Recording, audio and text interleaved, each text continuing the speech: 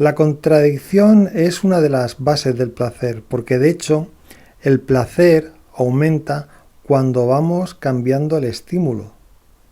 De hecho, cuando el placer se expone siempre al mismo estímulo, desaparece. Para conservar el placer hay que cambiar de cosas, hay que contradecirse. No ocurre lo mismo en el mundo de la lógica, de la razón o de la ciencia. Si nosotros dejamos caer una pelota, siempre irá hacia el suelo, no volará por los aires.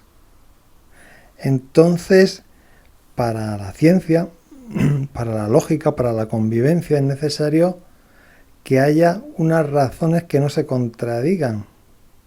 Tiene que haber unas normas en la sociedad, porque cada uno somos de nuestra padre y nuestra madre, entonces unas normas comunes que todo el mundo respete para estar organizados y que haya una buena convivencia social.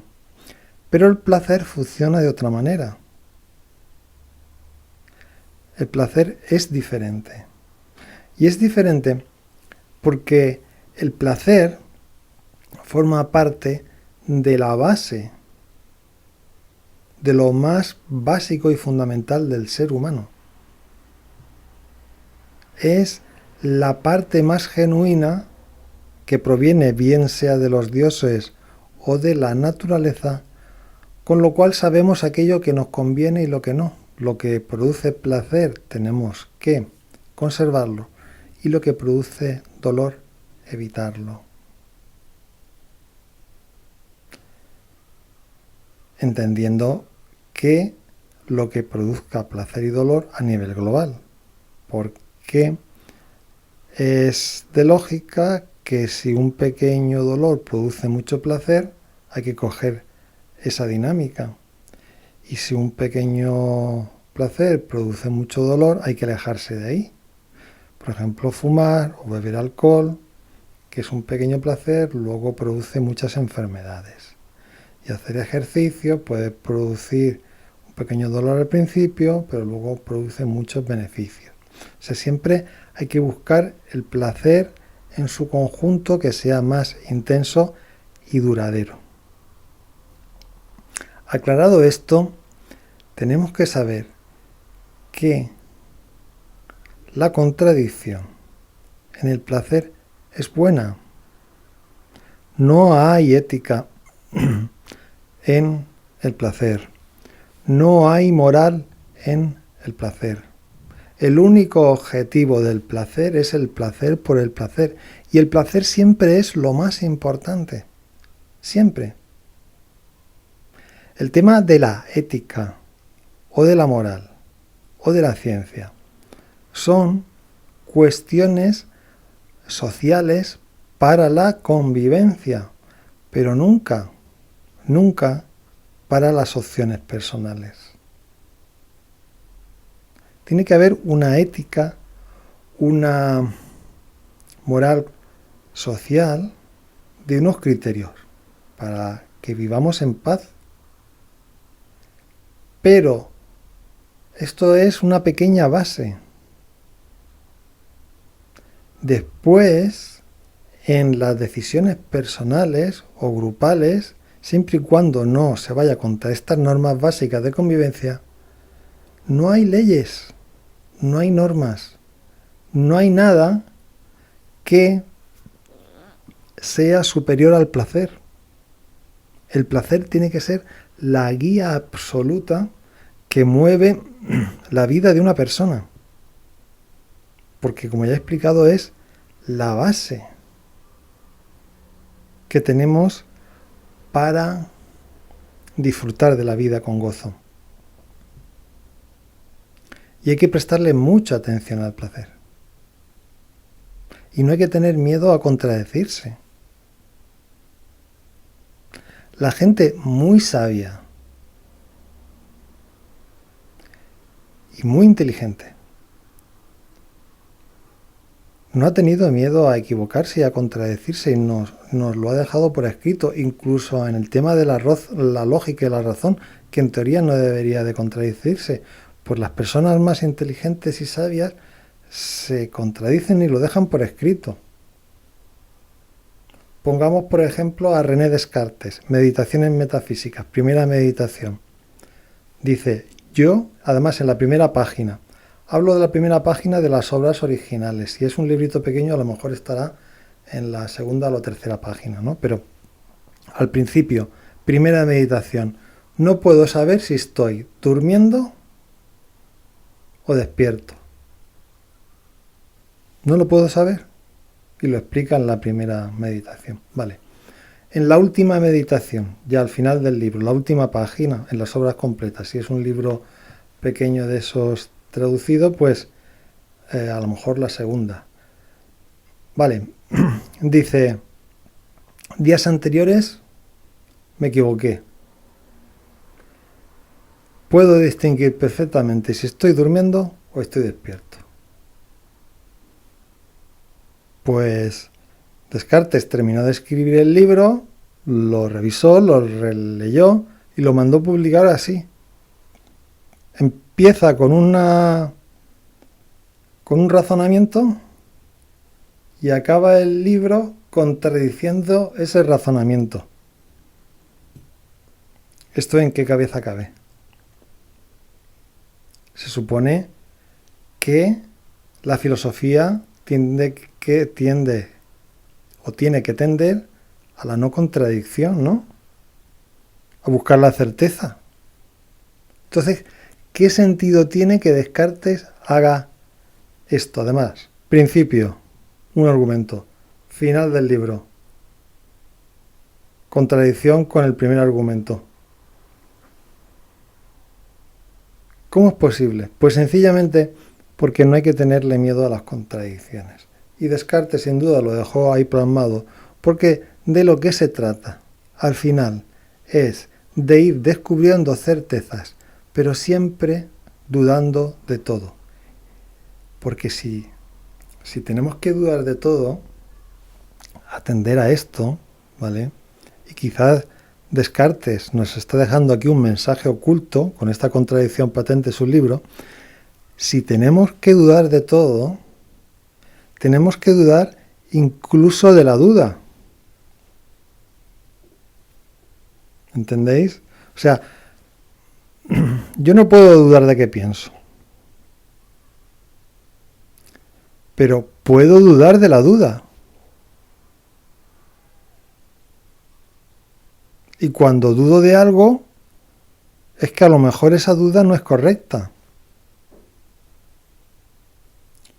Luego, la contradicción no tiene por qué ser negativa ni mala, a veces. Ya que desde ahí, desde esa contradicción, cada uno puede coger el argumento que quiera sin pelearse con otro. Porque al final lo que obtenemos de los argumentos ciertos y verdaderos es el fundamentalismo, bien sea ideológico, comunismo, bien sea religioso, cristianismo. Y los fundamentalismos, ¿qué ocurren? Van a la certeza. Y eso es inamovible. Entonces Descartes, el padre de la evidencia y de la certeza, que hay que buscarla, pero también reconociendo que la contradicción tiene su valía en la medida de que es decisión de la persona el tomar su propio camino. De hecho, Descartes repite una y otra vez, tanto en el discurso del método como en Meditaciones Metafísicas, que lo que él está diseñando es algo que le vale a él y que cada uno tiene que seguir su camino. Y luego, lógicamente, unos podremos edificar sobre otros, pero siempre es el criterio personal el que tiene que prevalecer por encima de la certeza común, en cualquier cosa. En cualquier cosa. Porque la evidencia científica no va a solucionar los problemas del mundo. Puede aumentarlos. La evidencia científica, ¿qué ha hecho? Pues reducir enfermedades infecciosas. Eso es una evidencia. Hay menos muertes. pero la evidencia científica ha hecho que haya más muertes en las guerras porque son cada vez más mortíferas. En la guerra mundial murieron muchísimas personas en la Segunda Guerra Mundial. El armamento militar cada vez es más técnico, más científico y mata más. Esto es una contradicción.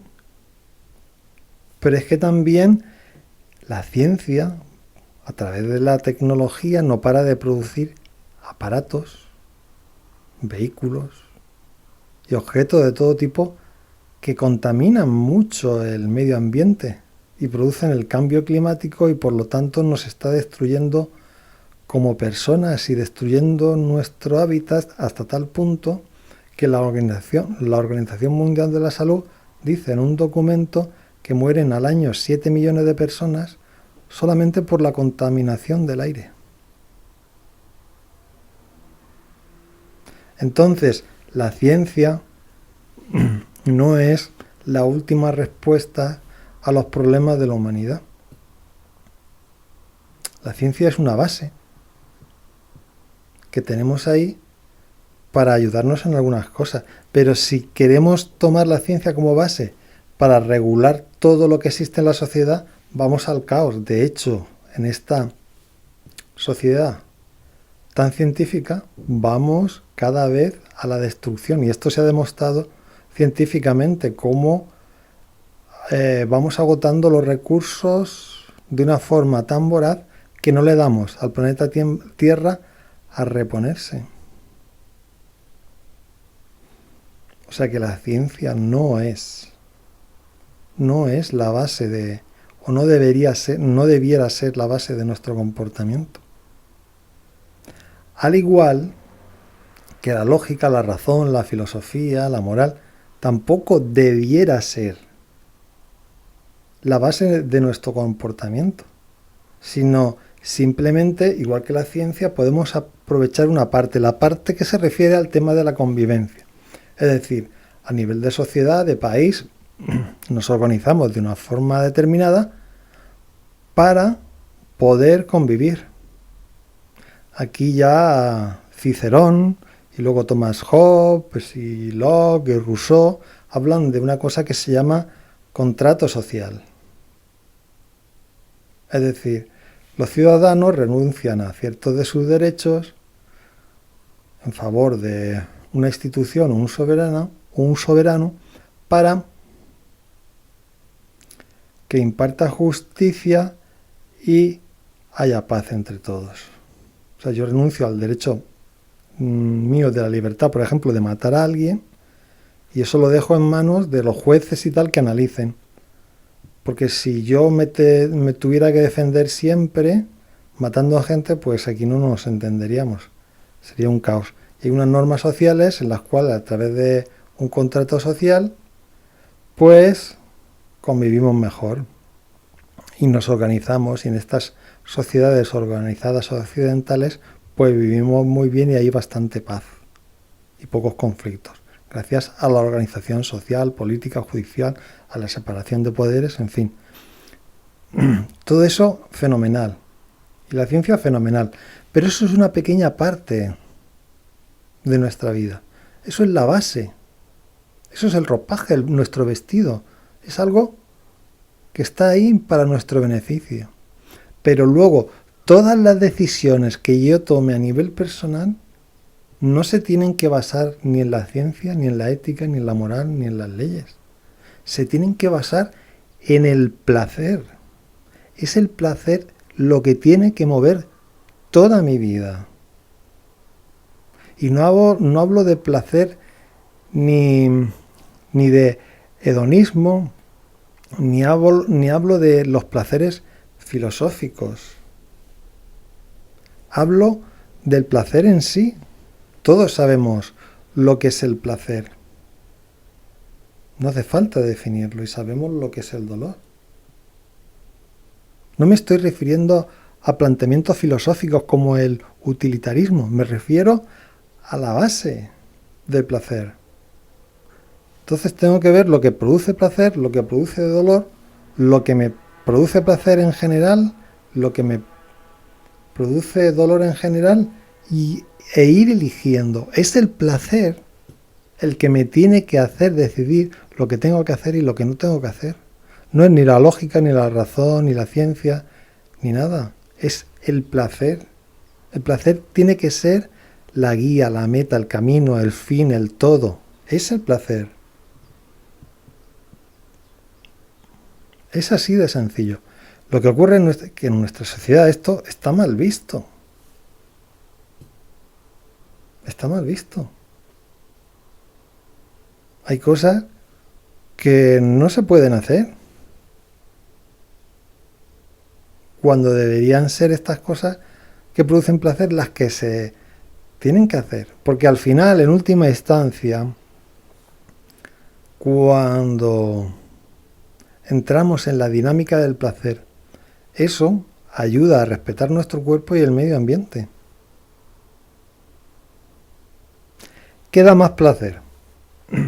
¿Ir en una bicicleta o en un coche por la ciudad? Yo he tenido coche 30 años. Atascos, pitidos, peatones que se cruzan, estrés, ansiedad. Hace unos años regalé el coche y ahora tengo bicicleta solo y con ella me muevo por la ciudad. Siempre voy en bicicleta. Cuando me cruzo a alguien con bicicleta no sonreímos, nos saludamos. Cuando dos coches se encuentran entre sí, se pitan y se miran mal. O sea, con mi bicicleta, si la acera es más ancha de 1,5 metros, me subo arriba, me bajo, paso por aquí, por allá, tal. Voy más rápido que el coche. No hay atascos. Cuando hace calor en verano, no me tengo que meter en un coche sofocante que hasta que se conecta el aire, hasta que el aire acondicionado llena el habitáculo, paso un calor de la leche. Y cuando tengo frío, pues simplemente me abrigo, que hoy en día con las prendas que hay tan chulas, pues no paso frío. Y si hay lluvia, un chubasquero y no me mojo.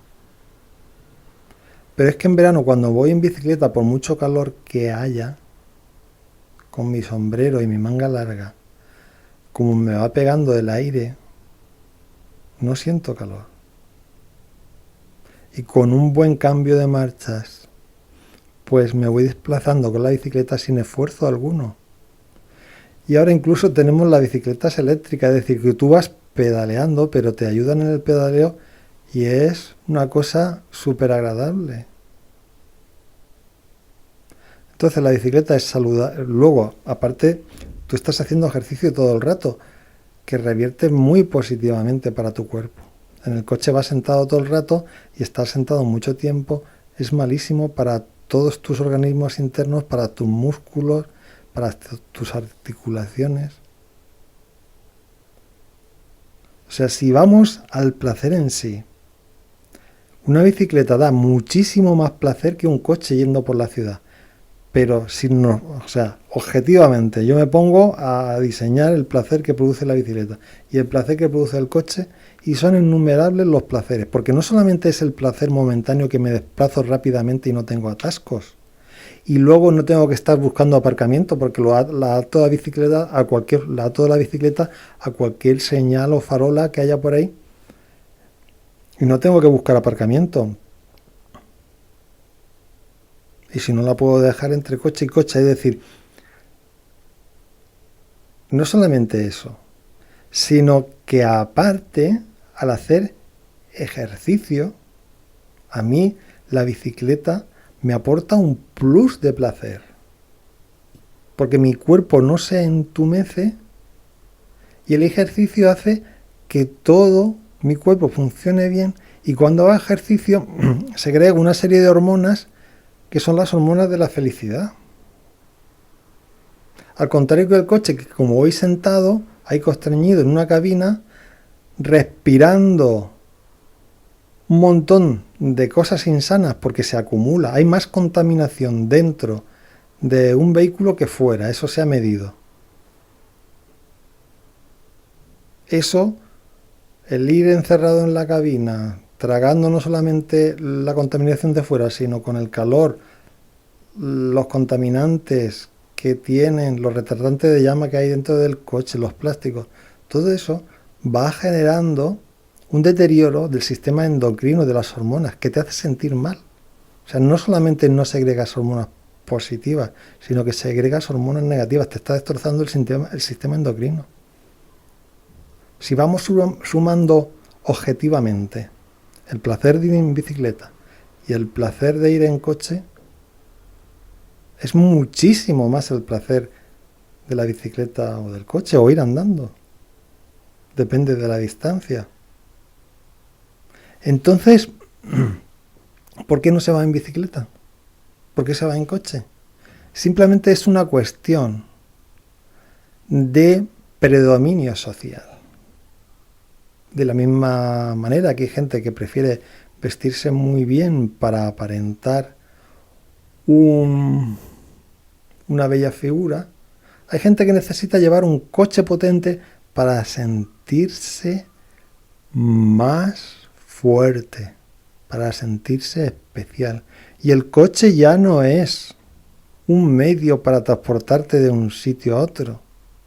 El coche supone hoy en día un estatus social. Por esto se llevan esos coches y se van cambiando cada 2 por 3. Coches más potentes, más bonitos, más tal. Bajo la ideología o el razonamiento de estatus social, viajamos por la ciudad, ensuciando la ciudad, fastidiando nuestro cuerpo y contaminando nuestros pulmones, simplemente por un pensamiento que no genera placer alguno. Y si genera es un placer nimio, mínimo. Yo voy en el coche y digo, el pensamiento, wow, tengo el mejor coche del mundo. Wow. Sin duda eso produce algo de placer, ¿no? Wow. Pero ya está, wow. El placer de ir en la bicicleta es mucho más intenso por todo lo que he dicho. Pero es que además, el no depender en tu estatus del coche que tengas, del dinero que tengas o de lo que sea, es prodigioso porque al final lo más importante que tienes en tu vida eres tú. Es tu cuerpo. Es tu forma de relacionarte con los demás, de expresarte, de dar cariño, de recibir afecto. Cuando centras todas tus expectativas en ti y no en el coche, en el dinero, en tu casa o en un viaje que hagas para presumir, cuando centras todo el objetivo en tu placer, en sentirte bien y en relacionarte bien, no necesitas cosas para elevar tu estima propia, porque tu estima propia reside en ti, en tu placer, en tu satisfacción, en tu gozo, en saber relacionarte. Tu cuerpo, tus pensamientos, tus modales, tus formas, tu relación con los demás, eso es lo que tiene que ser más importante, no tu coche, tu moto, tu casa, tu no sé qué. Porque cuando estás poniendo tu valor fuera de ti, te estás empobreciendo como persona. Hay gente que baja de su coche y lo limpia y lo mira y luego tiene un cuerpo totalmente barriga, tal. Cuida tu cuerpo, cuida tus pensamientos, cuida tu mente. No cuides tu coche, regala tu coche. Ve por la ciudad en bicicleta y si tienes que viajar fuera, pues entonces alquila alguno y te sale más barato. Porque para 2 o 3 veces que tienes que salir.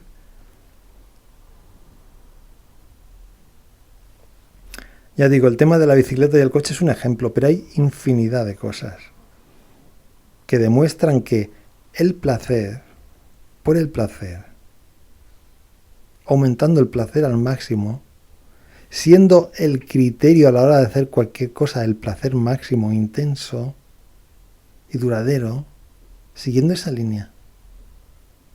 Una, tienes más placer y luego es bueno para ti, bueno para el entorno, bueno para la naturaleza. Y eso lo puedes aplicar a cualquier tema. A cualquier tema.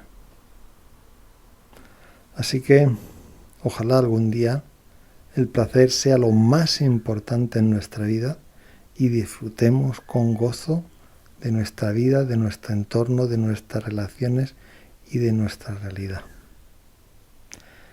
Ánimo y buenas tardes y buena suerte.